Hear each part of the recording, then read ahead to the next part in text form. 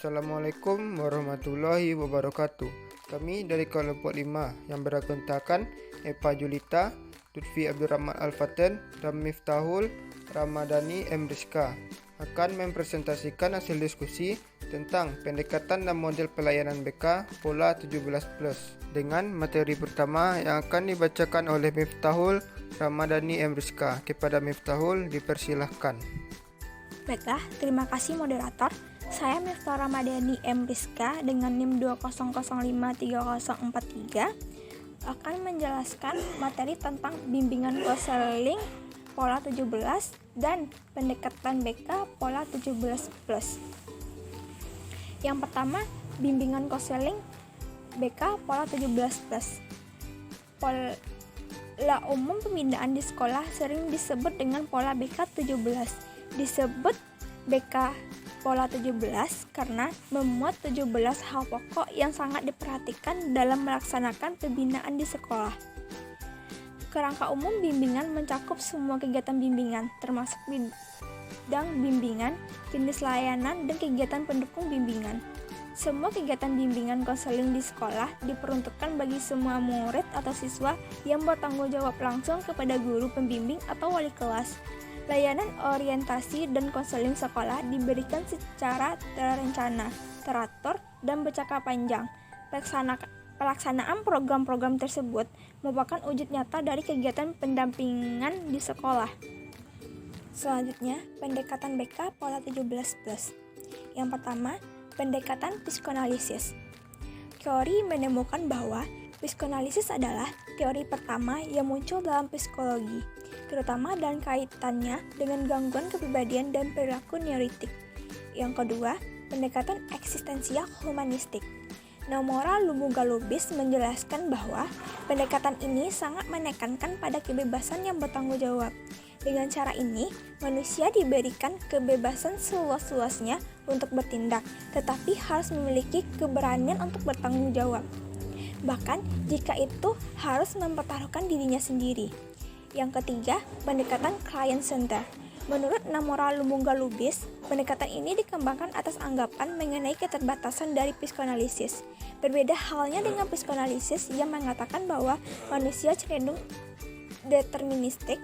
Rogers menyatakan bahwa manusia adalah pribadi-pribadi yang memiliki potensi untuk memecahkan permasalahannya sendiri. Yang keempat, pendekatan Gesell.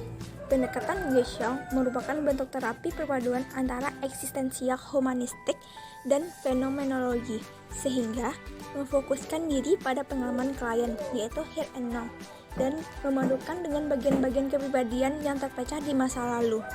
Menurut pandangan Gesell, untuk mengetahui sesuatu hal, kita harus melihat secara keseluruhan, karena bila hanya melihat pada bagian tertentu saja, kita akan kehilangan karakteristik yang penting lainnya. Yang kelima, pendekatan behavioristik, yaitu terapi tingkah laku. Behavioristik adalah gabungan dari beberapa teori belajar yang dikemukakan oleh ahli yang berbeda, tetapi behavioristik digunakan sekitar awal tahun 1960-an atas reaksi terhadap psikoanalisis yang dianggap tidak banyak membantu mengatasi masalah klien. Pendekatan perilaku adalah pilihan utama konselor yang menangani isu-isu spesifik seperti gangguan makan, penyalahgunaan obat, dan disfungsi psikoseksual. Yang keenam, pendekatan krisis. Hamad Juntika Nurishan menjelaskan pendekatan krisis disebut juga pendekatan kuratif, merupakan upaya bimbingan yang diarahkan kepada individu yang mengalami krisis atau bimbingan yang diarahkan kepada individu yang mengalami krisis atau masalah. Bimbingan ini bertujuan untuk mengatasi masalah-masalah yang dialami individu. Pendekatan ini banyak dipengaruhi oleh aliran psikoanalisis. Lalu yang ketujuh yaitu pendekatan remedial. Hamad Juntika Nurishan menjelaskan pendekatan remedial merupakan pendekatan bimbingan yang diarahkan kepada individu yang mengalami kekurangan atau kelemahan. Tujuan bimbingan ini adalah untuk membantu memperbaiki kekurangan atau kelemahan yang dialami individu. Pendekatan remedial banyak mempengaruhi aliran psikologi behavioristik. Yang kedelapan, pendekatan preventif. Ahmad Juntika Nurisyan menjelaskan pendekatan preventif merupakan pendekatan yang diarahkan pada antisipasi masalah-masalah umum individu, mencegah jangan sampai masalah tersebut menimpa individu. Pembimbing memberikan beberapa upaya seperti informasi dan keterampilan untuk mencegah masalah tersebut. Lalu yang ke-9 yaitu pendekatan perkembangan. Ahmad Juntika Nurisyan menjelaskan dalam pendekatan ini, layanan bimbingan diberikan kepada semua individu. Bukan hanya pada individu yang menghadapi masalah, bimbingan perkembangan dapat dilaksanakan secara individu, kelompok, bahkan secara klasikal melalui pemberian layanan informasi, diskusi, proses kelompok, dan penyaluran bakat dan minat. Terima kasih kepada Miftahul yang telah menyampaikan materi. Materi selanjutnya akan dibacakan oleh Epa Julita. Kepada Epa, dipersilahkan. Terima kasih kepada moderator. Baiklah, saya akan melanjutkan pembacaan materi tentang pendekatan BK Pola 17+. Yang ke-10, pendekatan kognitif, yang mana pendekatan ini anak tidak secara pasif memperoleh pengetahuan dari lingkungan sekitarnya.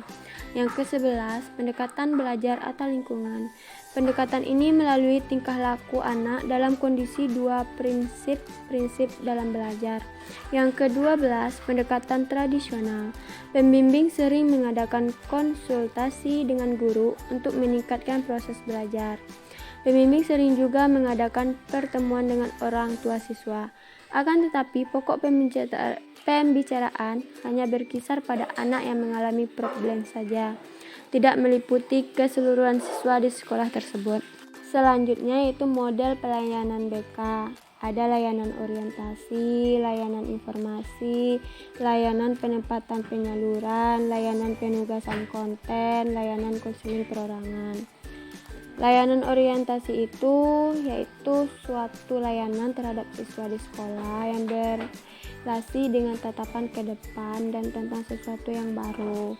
Sedangkan layanan informasi yaitu dilakukan untuk memberikan informasi atau pemahaman kepada individu yang berkepentingan tentang berbagai hal yang diperlukan untuk menjalani suatu tugas atau kegiatan sesuai dengan tujuan. Nah, sedangkan layanan penempatan penyaluran yaitu layanan yang memungkinkan peserta didik memperoleh penempatan dan penyaluran yang tepat yang sesuai dengan potensi, bakat mereka, minat mereka, kondisi pribadi mereka, sehingga perencanaan karir dapat dilaksanakan dengan baik melalui layanan-layanan yang ada pada bimbingan konseling. Selanjutnya, layanan penugasan konten. Layanan penugasan konten salah satu layanan bimbingan konseling yang bertujuan untuk membantu siswa memiliki kompetensi atau konten tertentu agar manfaat untuk perkembangannya baik dari diri sendiri maupun lingkungan. Sedangkan layanan konseling perorangan bertujuan umum dari pelaksanaan konseling perorangan, yaitu masalah kalian itu dicirikan sebagai sesuatu yang tidak sesuai adanya, sesuatu yang ingin dihilangkan, atau sesuatu yang dapat menghambat atau menimbulkan kerugian. Maka upaya pengetasan masalah kalian melalui konseling perorangan akan mengurangi intensitas ketidaksukaan atas keberadaan sesuatu yang dimaksud, atau meniadakan keberadaan sesuatu yang dimaksud, mengurangi Terima kasih kepada Epa Julita yang telah membacakan materi. Materi selanjutnya akan saya bacakan sendiri, yaitu tentang bidang bimbingan konseling. Yang pertama yaitu bidang bimbingan pribadi. Bimbingan pribadi diarahkan untuk memantapkan kepribadian dan mengembangkan kemampuan individu dalam menangani masalah-masalah dirinya. Bimbingan ini merupakan layanan yang mengarah pada pencapaian pribadi yang seimbang dengan memperhatikan keunikan karakteristik pribadi serta ragam permasalahan yang dialami oleh individu. Bidang bimbingan pribadi ini dapat dipecah menjadi pokok-pokok berikut. 1. Pemantapan sikap dan kebiasaan serta pengembangan wawasan dalam beriman dan bertakwa terhadap Tuhan Yang Maha Esa. Yang kedua, pemantapan pemahaman tentang kekuatan diri dan pengembangannya untuk kegiatan-kegiatan yang kreatif dan produktif. Yang ketiga, pemantapan pemahaman tentang bakat dan minat pribadi serta penyaluran dan pengembangannya. Yang keempat, pemantapan pemahaman tentang kelemahan diri dan usaha-usaha penanggulangannya. Yang kelima, pemantapan kemampuan mengambil keputusan. Yang keenam, pengembangan kemampuan mengarahkan diri sesuai dengan keputusan yang diambil. Yang ketujuh, pemantapan dalam perencanaan dan penyelenggaraan hidup sehat. Yang kedua, bidang bimbingan sosial. Dalam bidang bimbingan sosial, pelayanan bimbingan konseling di sekolah berusaha membantu peserta didik mengenal dan berhubungan dengan lingkungan sosialnya. Bidang ini dirinci menjadi pokok-pokok berikut. 1. Pemantapan kemampuan berkomunikasi baik melalui lisan maupun tulisan. 2. Pengembangan kemampuan bertingkah laku dan berhubungan sosial baik di rumah, di sekolah maupun di masyarakat. 3. Pemantapan hubungan yang dinamis, harmonis dan produktif dengan teman sebaya. 4. Pemantapan tentang peraturan, kondisi dan tuntutan sekolah, rumah dan lingkungan. Yang kelima, pemantapan kemampuan menerima dan mengemukakan pendapat serta berargumentasi.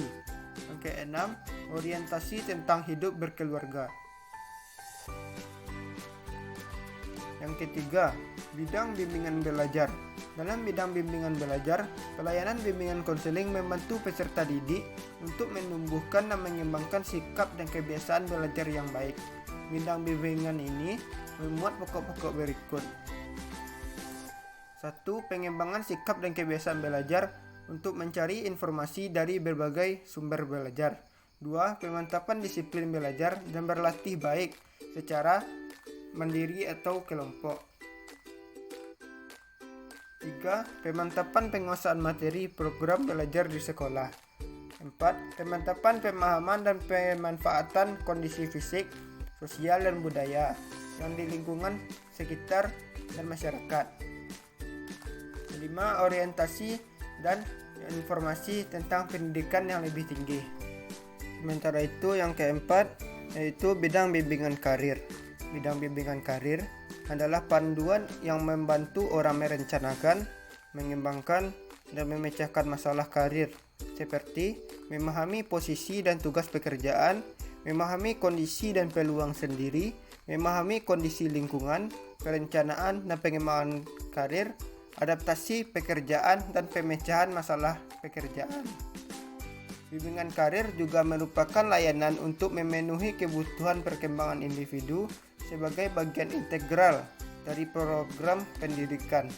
Konseling karir dikaitkan dengan pengembangan kemampuan kognitif, efisiensi, dan keterampilan individu dalam penerapan harga diri yang positif, memahami proses pengambilan keputusan, serta dengan memperoleh pengetahuan dan keterampilan yang akan membantunya memasuki sistem sosial budaya. Dari uraian di atas dapat kita simpulkan bahwa konseling karir merupakan suatu upaya untuk membantu orang mengenal dan memahami dirinya sendiri, mengenal dunia kerja, dan mengembangkan masa depannya sesuai dengan bentuk kehidupan yang diharapkan. Selain itu, melalui layanan bimbingan karir yang dipersonalisasi serta mengidentifikasi dan membuat keputusan yang tepat dan bertanggung jawab atas keputusan yang dibuat, sehingga mereka dapat memenuhi diri mereka sendiri secara bermakna. Baiklah, sekian hasil presentasi dari kelompok kami. Jika ada kata-kata yang salah, mohon dimaafkan. Wabillahi taufik wal hidayah. Wassalamualaikum warahmatullahi wabarakatuh.